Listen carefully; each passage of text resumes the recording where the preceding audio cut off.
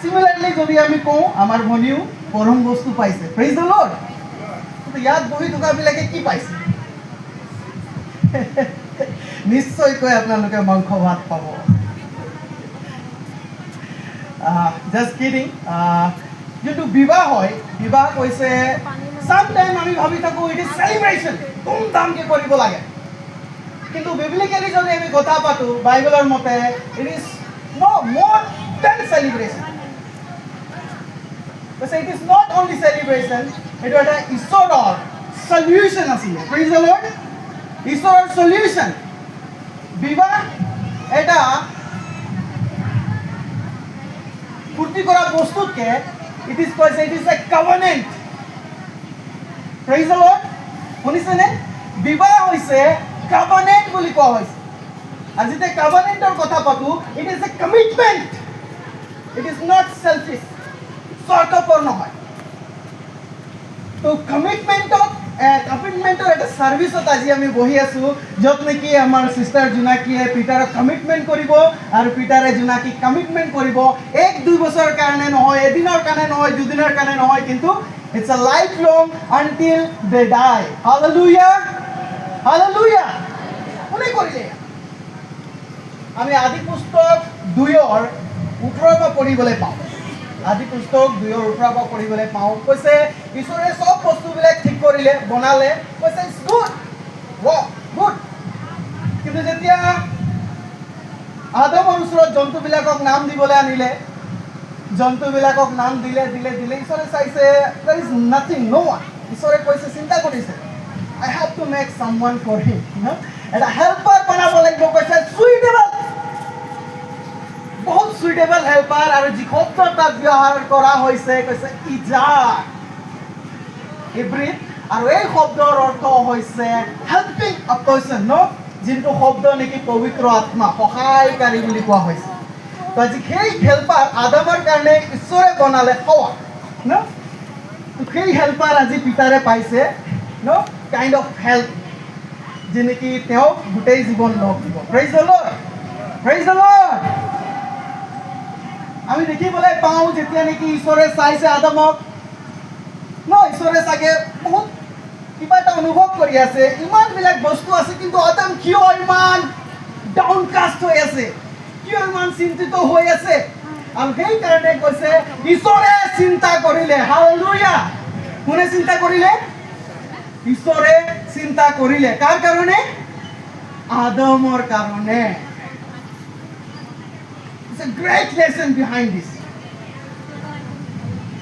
বহুত সময়ত যেতিয়া আমি যুৱ অৱস্থাত থাকোঁ, ন', আমি আমাৰ কাৰণে চিন্তা কৰোঁ। Yes or no? আমি চিন্তা কৰোঁ, আমি ভাবোঁ for me the best person would be she, তাই হ'ব।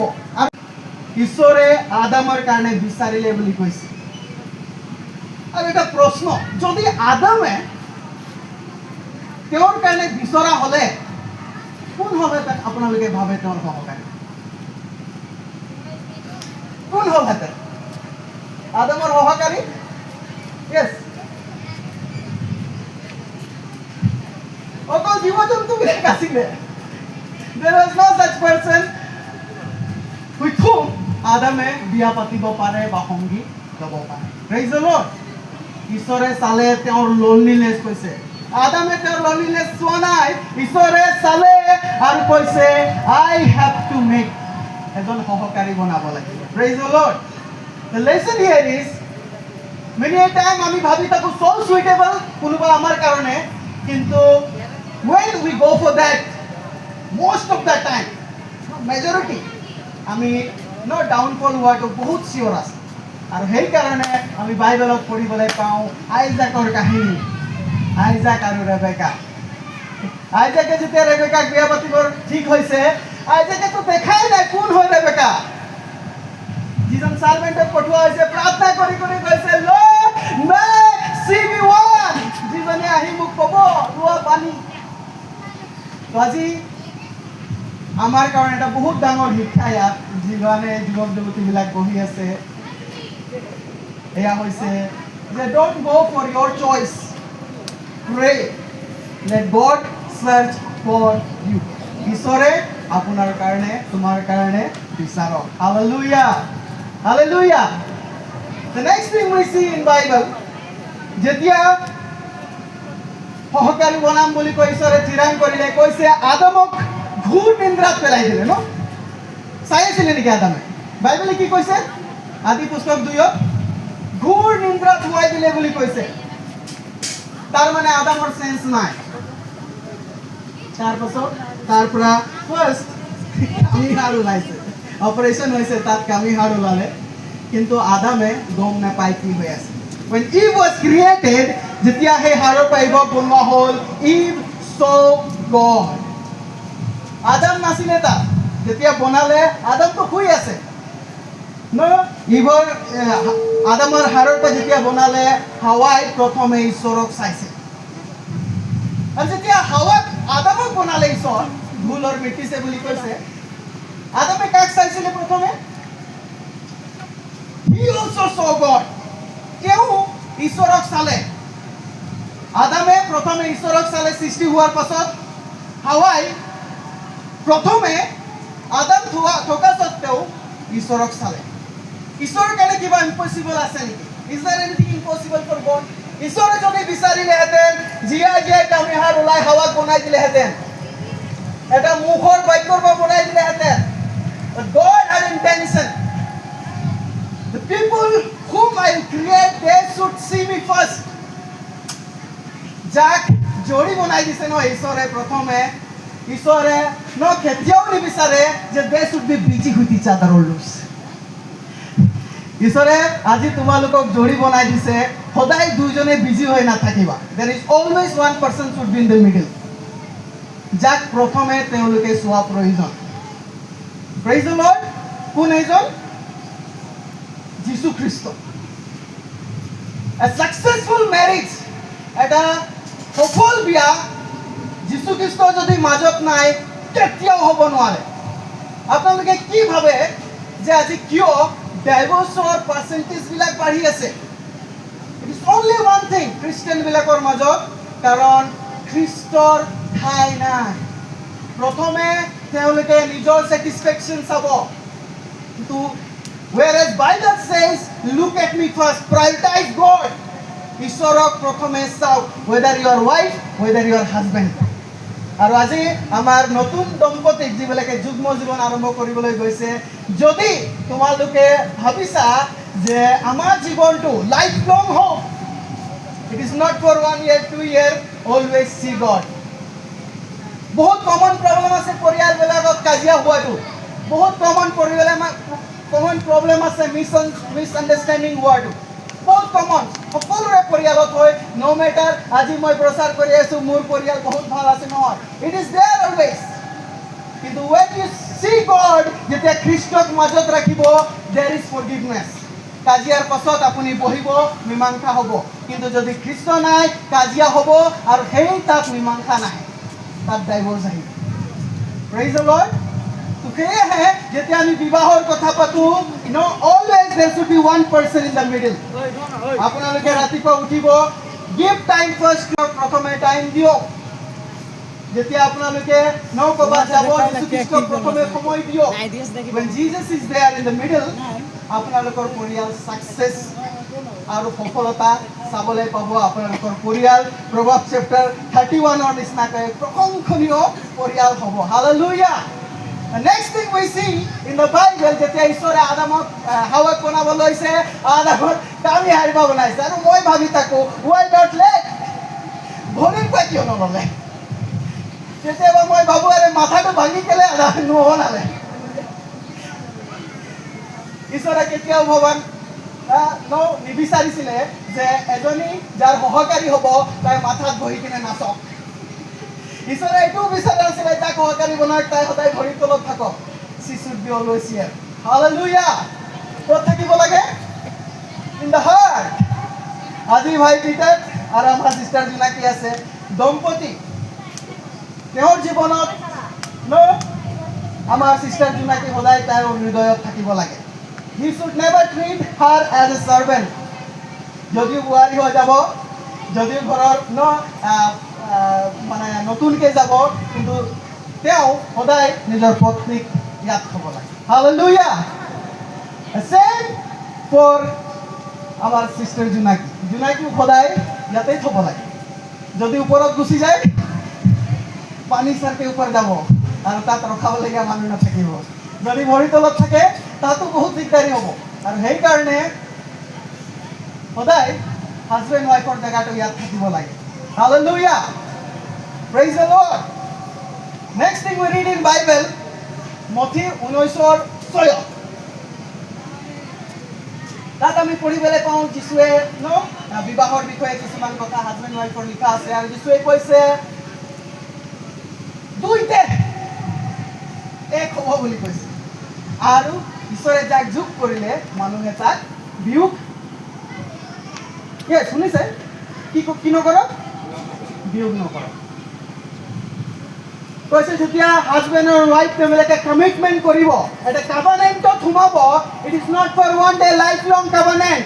যদিও মই আজি এক টাইম খুৱাব নোৱাৰিলোঁ, জোনাকীয়ে কমপ্লেইন কৰিব নোৱাৰে, ইট ইজ কাভানেণ্ট, এৰি যাব নোৱাৰে।